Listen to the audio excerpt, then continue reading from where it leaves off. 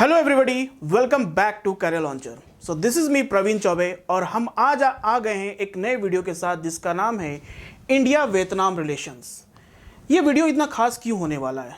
ये वीडियो उन लोगों के लिए खास है जो इस बार यूपीएससी मेंस देने वाले हैं, क्योंकि यूपीएससी मेंस में आपका एक टॉपिक है इंटरनेशनल रिलेशन और उसमें ये टॉपिक काफ़ी इम्पॉर्टेंट हो जाता है। इस बार क्वेश्चन भी प्रीलिम्स में पूछा गया है इंडिया वियतनाम के रिलेशन के बारे में, तो एग्ज़ाम पॉइंट ऑफ व्यू से ये जो वीडियो है ये काफ़ी इंपॉर्टेंट होने वाला है। तो इस पर हम लोग काफ़ी सारी चीज़ों पर बात करेंगे कि why Vietnam is important for India. ठीक है, तो सबसे पहले हम लोग स्टार्ट करते हैं मैप से। Map is very important. किसी भी इंटरनेशनल रिलेशन को पढ़ने के लिए सबसे अच्छी बात ये होती है कि once you have a complete idea of map, अगर मैप आप देख रहे हैं और लोकेशन देखते हैं तो आपको समझ में आ जाएगा स्ट्रेटेजिकली वो प्लेस इतना इंपॉर्टेंट क्यों है। तो जैसा कि इस मैप में आप देखोगे कि हम देखेंगे दो लोकेशन में, एक तो इंडिया को, ये हमारा इंडिया है और ये जो कंट्री आप देख रहे हैं ये है वियतनाम। ठीक है, दोनों कंट्री में डिस्टेंस काफ़ी है। देख सकते हैं कि दोनों कंट्री के बीच में आप देखो कैम्बोडिया, थाईलैंड, म्यांमार, ठीक है, बांग्लादेश, इंडिया, अगर देखा जाए तो लैंड रूट्स के थ्रू से ये काफ़ी सारी कंट्री बीच में आती है। लेकिन जो common similarities between this two country के है वो क्या है? सबसे पहले तो हम देखेंगे कि जो हमारा सबसे बड़ा एक टेरिटोरियल डिस्प्यूट जिस कंट्री के साथ है वो है चाइना। ठीक है, तो इंडिया भी एक लॉन्गेस्ट बॉर्डर लाइन शेयर करता है चाइना के साथ और वियतनाम भी आप देखिएगा कि यहाँ पर चाइना के साथ एक बॉर्डर शेयर करता है। एंड यही कारण है कि दोनों कंट्री, इंडिया और वियतनाम दोनों country, common territorial disputes country China के साथ प्रॉब्लम में है। ठीक है, तो ये एक सिमिलरिटीज है, मतलब दोनों का विजन सेम है कि चाइना के इन्फ्लुएंस को कैसे कम किया जाए। दूसरा इंपॉर्टेंस देख सकते हैं कि ये इंडियन ओशन है। ठीक है, और इंडिया का एक्सटर्नल ट्रेड जो है वो मैक्सिमम सी रूट से होता है और सी रूट्स कहाँ से जाता है? This is the sea routes. If India want to do a trade with South East Asian country तो ये रूट है इंडिया को फॉलो करना पड़ता है और ये जाता है साउथ चाइना सी में। साउथ चाइना सी एक अपने आप में एक टेरिटोरियल डिस्प्यूट है। चाइना क्लेम करता है कि पूरा का पूरा साउथ चाइना सी उसी का है, उसी के बारे में आता है। इसमें आपको जानकारी होना चाहिए एक्सक्लूसिव इकोनॉमिक जोन के बारे में और दूसरी चीज़ होनी चाहिए कि United Nation convention law of sea. ये दोनों बहुत ही इंपॉर्टेंट कॉन्सेप्ट हैं समझने के लिए कि वाई साउथ चाइना सी डिस्प्यूटेड टेरिटरी है, क्योंकि एक्सक्लूसिव इकोनॉमिक जोन में हमको पता है कि किसी भी कंट्री का टेरिटोरियल वाटर अगर 200 नॉटिकल माइल्स है तो वो कंट्री का अपना एरिया होता है जहाँ पर एक्सप्लोरेशन कर सकता है, जहाँ पर फिशिंग कर सकता है, नेचुरल रिसोर्स को ले सकता है। और साउथ चाइना सी अपने आप में एक बहुत ही इंपॉर्टेंट नेचुरल रिसोर्स लोकेशन है इन terms of hydrocarbon, natural gas यहाँ पर काफ़ी भरमार में है। इसलिए चाइना कहता है कि पूरा का पूरा उसका साउथ चाइना सी उसी का है। वियतनाम भी कहता है कि हमारा जो एक्सक्लूसिव इकोनॉमिक जोन है वो चाइना, साउथ चाइना सी के काफ़ी इंपॉर्टेंट, काफ़ी हद तक आता है, लेकिन इस चीज़ को चाइना डिनाई कर रहा है। ठीक है, तो इस पॉइंट से हमको समझ में आता है कि Vietnam strategically very important for India. ठीक है, दूसरे चीज़ पे हम लोग बात करते हैं कि वाई इन न्यूज़। अब पढ़ते कि ये न्यूज़ में क्यों रहा, तो recently India and Vietnam celebrate 50 years of diplomatic relation. अभी इंडिया वियतनाम ने 50 साल जो इनके डिप्लोमेटिक रिलेशन उसको सेलिब्रेट किया है।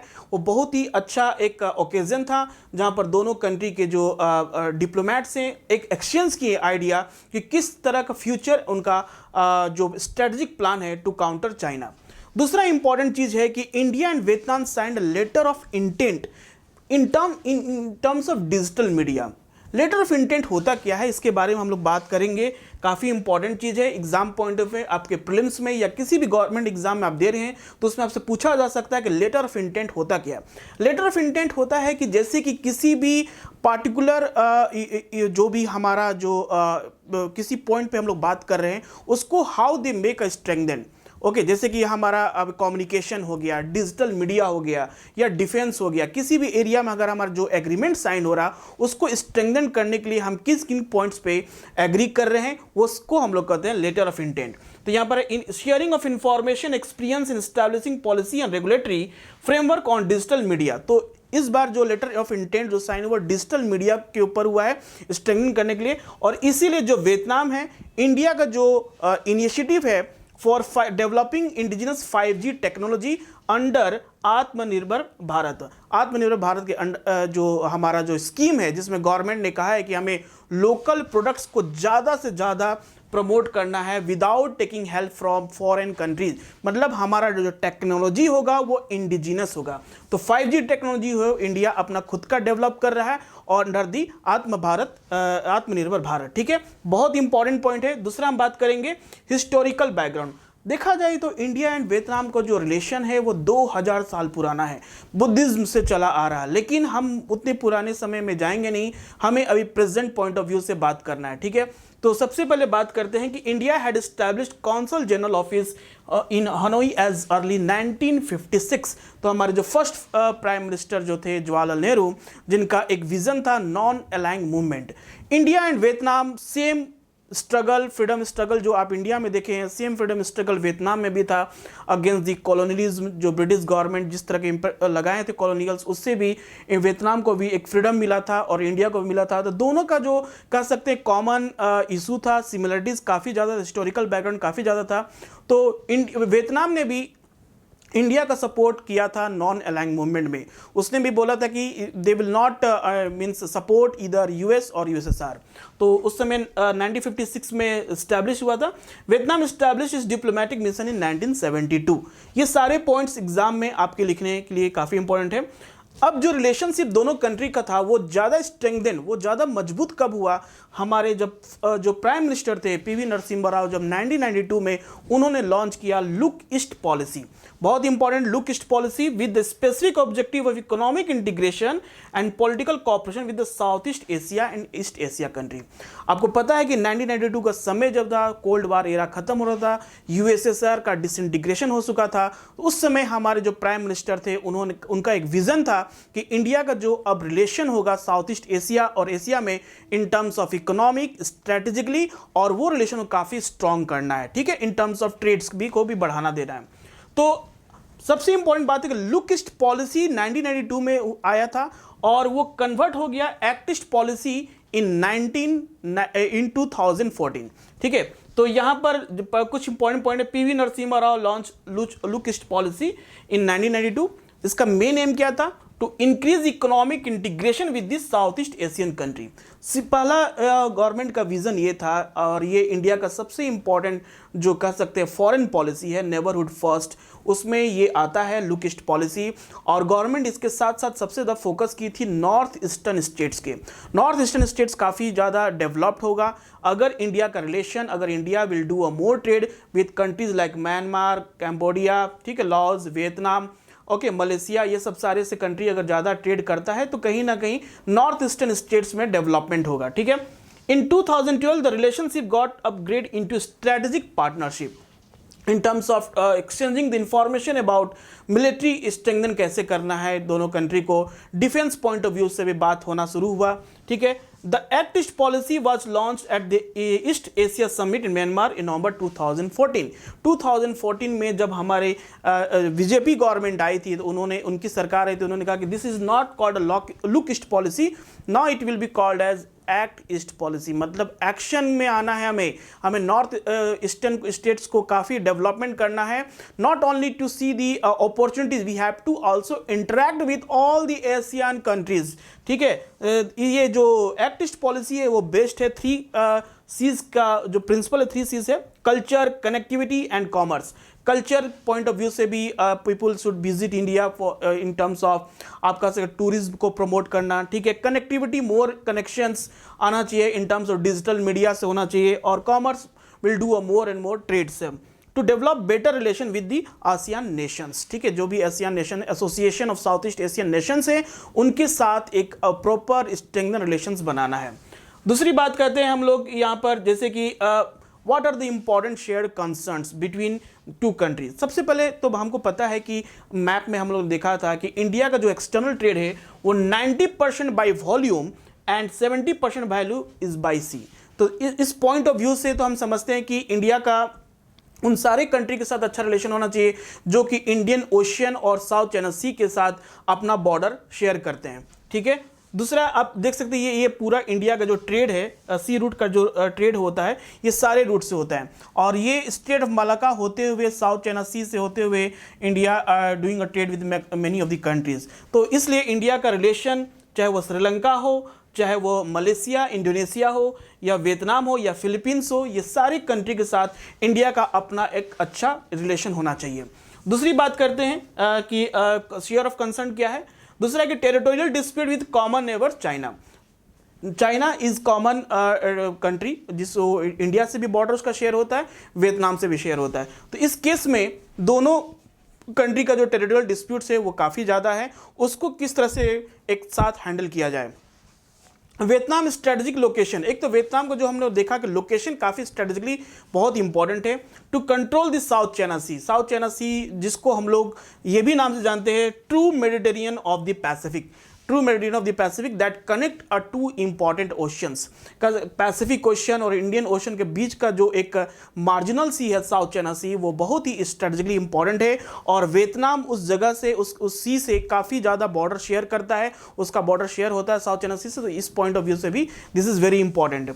तो ये आप एक मैप में आप देख सकते हैं साउथ चाइना सी का जो मैप है वो काफ़ी इंपॉर्टेंट हो जाता है। ये सारे आइलैंड जो आप देखते हैं, पार्सल आइलैंड, स्प्रैटली आइलैंड, ये सारे चाइना क्लेम करता है कि यहाँ पर एक 9 डैश लाइन भी है जो चाइना कहता है कि ये सारा जो टेरिटरी है वो उसी का है। जब चाइना को प्रूफ करने की बात आती है कि how you said all this part is your on territory, तो वो हिस्टोरिकल रीजन अपना देने लगता है। तो ये जो वियतनाम की कंट्री है, लॉज तो लैंडलॉक्ड कंट्री है, थाईलैंड हुआ, कैम्बोडिया, मलेशिया, इंडोनेशिया, फिर यहाँ पर फिलीपींस है, और ये ताइवान, ठीक है। यहाँ पर एक स्टेट है बहुत इंपॉर्टेंट है, इसका नाम है Formosa strait that connect south China sea with the east China sea. ये काफ़ी important exam point of view से है और प्रीलिम्स में आपसे पूछा जा सकता है। और ये है स्ट्रेट ऑफ मलाका जो कि साउथ चाइना सी को इंडियन ओशन से कनेक्ट करता। और चाइना के लिए ये जो पॉइंट है ना वो काफ़ी इंपॉर्टेंट है। अगर इसका ब्लॉकेज हो जाता है तो चाइना को काफ़ी ज़्यादा नुकसान होगा इन टर्म्स ऑफ ट्रेड, क्योंकि चाइना का जो मैक्सिमम ट्रेड है वो स्ट्रेट ऑफ मलाका होते ही जाता है। इसलिए इसको कहते हैं मलाका डिलेमा भी कहते हैं इसको, ठीक है। China is that's why China is making good relation with all this countries, कि ताकि वो एक अपना अल्टरनेट रूट जो कि स्ट्रेट ऑफ मलाका से ना होकर कहीं और से जाए उस पर वो फोकस कर रहा है। तो ये चाइना का अपना स्ट्रेटेजिकली पॉइंट है जिसको बताना चाहता है कि in future China want to be a dominant country in South East Asia. दूसरा है कि 4 driving force for growing India and Vietnam relation. India और वियतनाम रिलेशन को स्ट्रॉन्ग करने के लिए ये 4 जो ड्राइविंग फोर्स है वो कौन कौन से हैं, इस पर हम बात करते हैं। कि काउंटरिंग चाइना, तो चाइना पॉइंट ऑफ व्यू से काफ़ी इंपॉर्टेंट है कि चाइना को हमको काउंटर करना है, स्ट्रेंथनिंग वियतनाम्स मिलिट्री पावर। अब हम इंडिया को क्या चाहिए कि India wants to be make a country more stronger in south China C. South China sea से जितने भी कंट्री हैं जो बॉर्डर कर रहे हैं, अपना जिन बॉर्डर शेयर कर रहे हैं, इंडिया को चाहिए कि उनका मिलिट्री को स्ट्रॉन्ग करना। जैसे कि अभी रिसेंटली हमारे और वियतनाम कंट्री और फिलीपींस कंट्री के साथ काफ़ी सारे डिफेंस एग्रीमेंट साइन हुए हैं, जिसमें हम ब्रह्मोस मिसाइल, आकाश मिसाइल, और रिसेंटली है जो हमारे डिफेंस मिनिस्टर 3 डेज का विजिट किए थे वियतनाम में, उन्होंने काफ़ी एक कोस्ट गार्ड शिप्स को भी वियतनाम को दिया है, 12 शिप्स दिए गए हैं, जिससे पता चलता है कि हमारा और वियतनाम का जो डिफेंस एग्रीमेंट है और डिफेंस रिलेशन है वो काफ़ी स्ट्रांग हो रहा। तो इसलिए मिलिट्रीली वियतनाम को काफ़ी स्ट्रेंथन करना है टू काउंटर चाइना। दूसरा इंपॉर्टेंट थिंग है सिक्योरिटी सी लाइंस। तो सिक्योरिटी हमको पता है कि ये सी लाइन से इंपॉर्टेंट इंटरनेशनल ट्रेड होता है इंडिया का, इसकी वजह से geo strategic and Jio economic importance is very, because Vietnam का जो लंबा बॉर्डर है वो शेयर करता साउथ चाइना सी से। 55% of India's trade with the Indo Pacific region passes through the south China sea. तो इसलिए इंडिया चाहता है कि अपना जो ट्रेड है वो सिक्योर रहे, पीसफुल रहे, इसलिए वियतनाम के साथ उसका रिलेशन अच्छा होना चाहिए। डेवलपमेंट इन मैरीटाइम डोमेन, ठीक है, जैसे कि मैरीटाइम डोमेन सागर इनिशिएटिव गवर्नमेंट ने स्टार्ट किया, उसका मेन कारण क्या है कि जितने भी लिटोरल कंट्रीज है that share a border with Indian ocean और साउथ चाइना सी के साथ शेयर कर रहे हैं, उसमें उस सारे कंट्री के साथ इंडिया का अपना एक मिलिट्री स्ट्रेंथ होना चाहिए, पीसफुल ट्रेड हो सके फ्रॉम इंडो पैसिफिक रीजन से। और naval partnership is also they are doing a lot of exercise called naval exercise हो रहा है दोनों के बीच में, so that एक विजन और एक जो लोकेशन पे पूरी तरह से नज़र रखा जा सके, और चाइना के जो क्या क्या इंटेंसिटी है और चाइना क्या स्टेप्स ले रहा for making a border in south China sea और इंडियन ओशंस, उस पे in both countries should be a strengthen. ये सारा इंपॉर्टेंट था आपका 4 ड्राइविंग फोर्स में। कॉपरेशन के बारे में बात करते हैं तो दोनों कंट्री के बीच में जो कॉपरेशन है वो स्ट्रेंथन कब हुआ, इन 2016 में कॉम्प्रिहेंसिव स्ट्रेटेजिक पार्टनरशिप इन 2016 में साइन हुआ है इंडिया वियतनाम का, ठीक है। तो ये सक्सेस इंडिया के प्राइम मिनिस्टर, वियतनाम के prime minister both means signed this comprehensive strategic partnership in 2016। दूसरा इंपॉर्टेंट हुआ joint vision for defence cooperation 2022, इसी साल साइन हुआ 2030 तक। Means defence cooperation is very important, क्योंकि हमको पता है कि वियतनाम के मिलिट्री को स्ट्रॉन्ग करना है तो इंडिया क्या करेगा, उसमें काफ़ी सारे चीज़ों को हेल्प कर रहा है वियतनाम को, like India is selling BrahMos missile, Akash missile sale कर रहा, तो बहुत सारे ट्रेनिंग प्रोवाइड करा रहा है इंडिया वियतनाम के मिलिट्री फोर्सेस को। तो वो एक क्या है कि स्ट्रेंथन करना दोनों के। दूसरा है कि ये आप देख सकते हैं रिसेंटली जो जून मंथ में हमारे डिफेंस मिनिस्टर विजिट किए थे वियतनाम में, तो ये joint vision for defence cooperation sign हुआ था, ठीक है। इंडो पैसिफिक रीजन के पॉइंट ऑफ व्यू से भी काफ़ी इंपॉर्टेंट हो जाता है ये इंडो पैसिफिक रीजन। आप देख सकते हैं this is called Indo Pacific region. It include your the part of the south का, अफ्रीका का भी पार्ट है यहाँ पर। You see in entire this location, okay, Philippines, then Papua New Guinea, Indonesia, Malaysia, ये इंडिया का, Myanmar, ये सारे जो है लोकेशन ये काफ़ी इंपॉर्टेंट है। इसी के पॉइंट में रहते हुए ये सारे जो आप देख सकते हैं एग्रीमेंट है जो इंडिया और वियतनाम दोनों इसके मेंबर है। First Indian Ocean Rim Association के मेंबर हैं। दूसरा इनिशिएटिव है कॉल्ड बिम्स्टेक। बिम्स्टेक है जो सार्क का अल्टरनेटिव है, जिसमें आप म्यांमार और ईस्ट एशियन कंट्रीज काफ़ी सारे इंक्लूड हैं। Bay of Bengal initiative for multi sectoral technical and economic cooperation, then Mekong Ganga cooperation, और दूसरा है यहाँ पर ASEAN defence minister meeting plus. इसमें जो एशियन के जो मेंबर हैं इंक्लूडिंग इंडिया, ये सारे डिफेंस मिनिस्टर की मीटिंग होती है and they talk about strategically how to tackle the problems that arise in Indo Pacific region. तो ये सारे जो इंपॉर्टेंट हम लोगों ने देखा इंडिया वियतनाम का relation, exam point of view से काफ़ी इंपॉर्टेंट है आपके, ये सारे पॉइंट्स को याद रखिएगा। Obviously if you will see the video and you will able to write a good answer. तो मिलते हैं नेक्स्ट वीडियो में। Thank you, goodbye, take care.